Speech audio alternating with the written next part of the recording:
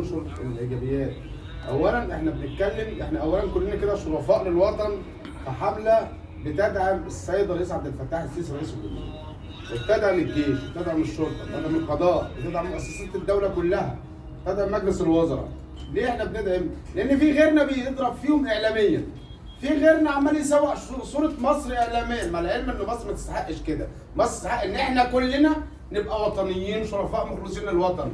اذا كناش نقف مع السيد الرئيس في الفتره دي يبقى ملهاش لازمه ان احنا نقف خالص، يبقى ملهاش لازمه ان احنا اصلا نطالب باي حاجه. احنا لما بنطالب عن استحياء، لان عارفين السيد الرئيس بيتعب ازاي، عارفين السيد الرئيس شغال فين، عارفين السيد الرئيس بيسافر ازاي، ما بينامش ازاي، ما بيقومش ازاي. اما يطلع 3 دول ورا بعض، الهند على ارمينيا على اذربيجان عشان يجيب، والحمد لله النتائج بتاعتنا بدات تزيد. يعني الناس المحتكرين الفراخ والمحتكرين اللحوم والمحتكرين التجار دول صدقوني خونه للوطن، ما هماش مع الوطن خالص، دول ضد الوطن تماما. لان اللي مع وطنه وما الحاجه تيجي تزيد لو هيخسر هيدي الناس وهيقف مع وطنه. زي الحروب زمان لما كنا بناكل في حرب 67 مثلا اللي حضرها، ما احنا كان الناس بتاكل مش وكانت بتاكل خس وبتاكل بيض.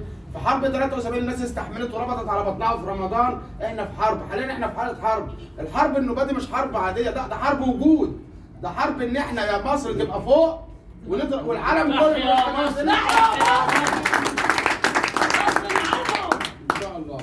يا اما ان احنا ننزل بقى ونخضع لامريكا ونخضع للعالم دي كلها، وان احنا ناخد املاءات منهم لا، احنا عندنا رئيس قال لنا انا عايز ابقى كبير بيكم، فبنقول له احنا يا ريس كبار بيك وانت الكبير بتاعنا. طبعا في كذا حاجه هنتكلم عليها النهارده. اولها ان احنا طبعا موضوع الامين العام للمحافظه والكلام ده. يا جدعان الجهات الامنيه قالت ان الامين العام ده عباره عن في الاحزاب فقط لا غير، مش موضوع. انا ما بحتكرش امين عام، انا مستعد من النهارده اتنازل وابقى عضو عادي في الحمله، مفيش اي مشكله خالص. انما الموضوع مش امين عام او مش امين عام، الامين العام عباره عن ان هو في الاحزاب بس فقط لا غير، ده وده من الجهات الامنيه، مش بتكلم بمزاجي. يعني مثلا اللي بيكتب الامين العام بمحافظه كذا فاتبعت لي وقال لي مفيش حاجه اسمها امين عام، الامين العام ده محافظه بس في الاحزاب بس. انما الحملات بيبقى فيها مفوض عام محافظه، وبعدين انت الامين العام من مفوض عام، العمليه كلها الحملات ما فيهاش غير امين عام واحد. والمفوضين العام كتير، مساعدين المفوضين العام كتير، خد زي ما انت عايز، دي مش بتفرق.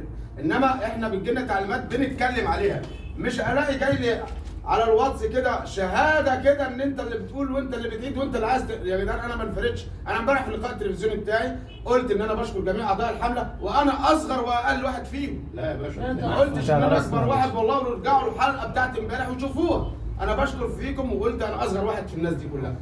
مش معنى ان انا امين عام عايز انفرد، لا، الحمله لها رئيس واحد بس اللي هو الرئيس السيد الدكتور اللواء فوزي رمضان رئيس الحمله. مضيع مجهوده ومضيع مكتبه ومضيع شغله ومضيع وقته من اجل الحمله. وبعدين انا بشكر النهارده باسمكم واسم الحمله كلها المستشار محمد صالح.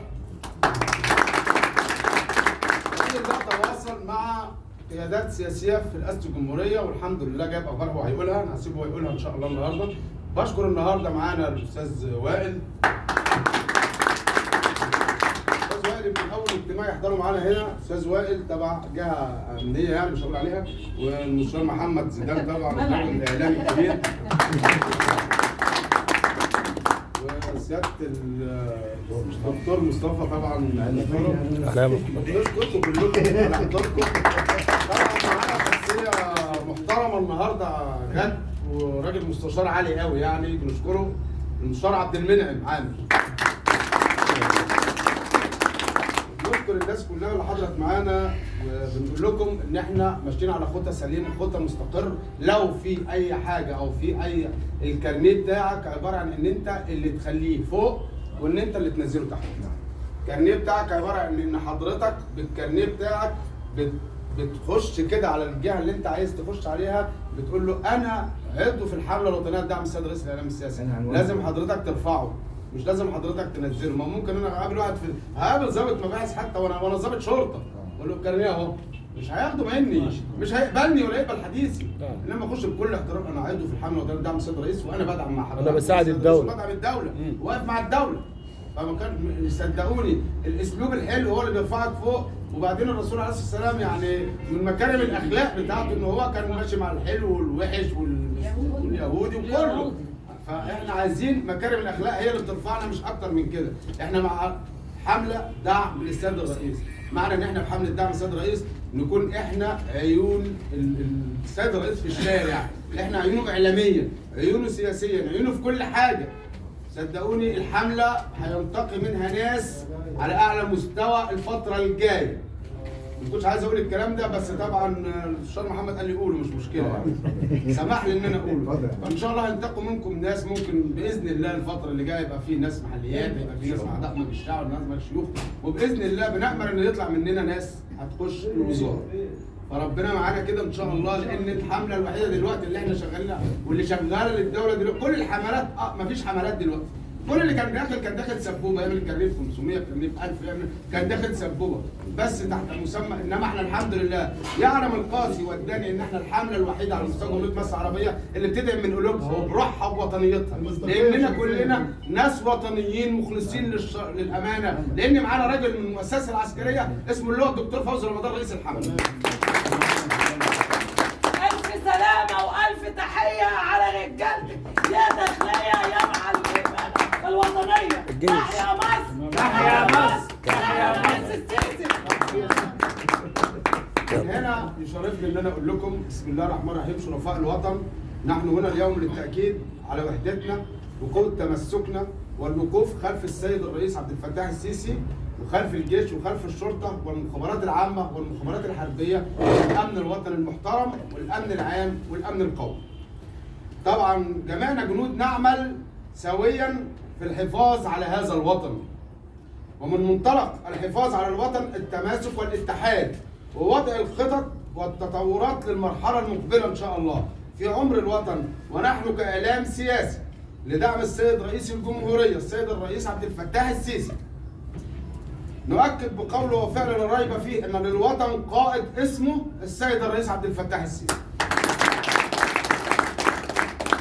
وان شاء الله من هذا المنطلق احنا بنقول له احنا بندعم سيادتك يا سياده الرئيس كالحمله الوطنيه لدعم السيد الرئيس للانتخابات الرئاسيه المقبله 2024 2030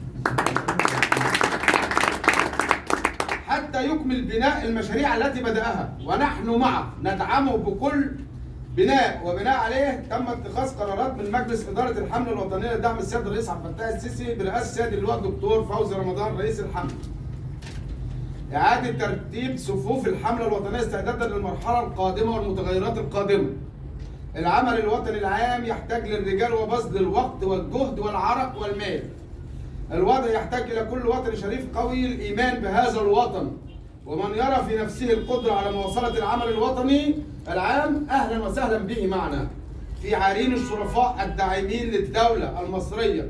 ومن يرى انه ثقل عليه العمل العام ولم يستطع وليس لديه الوقت ان يكمل معنا المشوار فهنقول له شكرا ابليت بلاء حسنا وكنت نعم الانسان معانا نعم الفارس في الايام معانا واسترح قليلا ونحن في مرحله الوعي اما النصر واما الشهاده.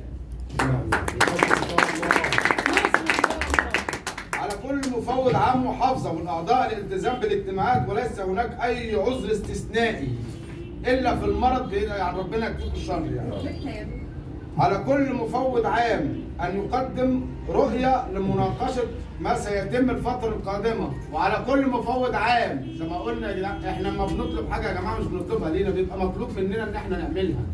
احنا طلبنا ان كل مفوض عام محافظه يجيب تقرير باللي حصل معاه الفتره الاخيره اخر بلاش السنتين اللي فاتوا اخر 3 اشهر، يجيب معانا راح كرم مين في الداخليه، راح عمل ايه في عيد الشرطه، ناوي يعمل ايه الفتره اللي جايه. ده كله تقرير لازم يتقدم في خلال هندي كمان فرصه 15 يوم الجايين. يا ريت الكل يخلص عشان خاطر الجهات تطلبوا مننا. التقرير ده عباره عن الراجل ده مفوض وشغال، اما بنيجي يختاروا ان شاء الله ربنا يسهل يختارونا كحمله وطنيه لدعم السيد الرئيس الانتخابات الرئاسيه الجايه وتبقى حمله رسميه باذن الله. هيشوفوا التقارير دي المفوض العام ده عمل ايه؟ المفوض العام ده عمل ايه في الفتره اللي فاتت، وعلى بناء هذه التقارير ممكن الحمله تتاخد كرئيس وكامين عام وكاعضاء، ممكن ما تتاخدش كمفوض لان التفويض عنده في محافظته سيء. صفر هياخدوه يعملوا بيه كمفوض، او ممكن ينتقوا اعضاء. انا نفسي كل الحمله باعضائها بمفوضينها بكل اللي فيها هم اللي يتاخدوا ويبقوا اعضاء في الحمله الرسميه الانتخابات الرئاسيه القادمه ان شاء الله. ايوه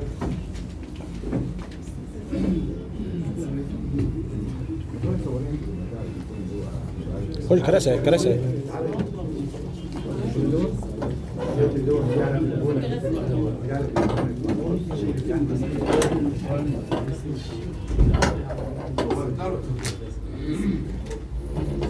ده دلوقتي اللحمه ب 180 جنيه في الحقيقه دلوقتي على الوقت هنا. ان شاء الله سيتم انشاء بنك للمقترحات والافكار داخل الحمله العرضاء على الجهات المختصه. يعني مثلا المفوض العام بيجيب لي فيه مشكله عنده في اي حاجه عنده، فبيبقى عندنا ان شاء الله هيتم انشاء لجنه، واللجنه ديت هتاخد كل المقترحات وتديها للجهات المختصه على جميع انحاء مستوى الجمهوريه لجميع الوزارات، بدايه من رئيس مجلس الوزراء نهايه باي وزاره. ان شاء الله احنا الشغل بتاعك بعد كده هيبقى عن طريق الوزارات.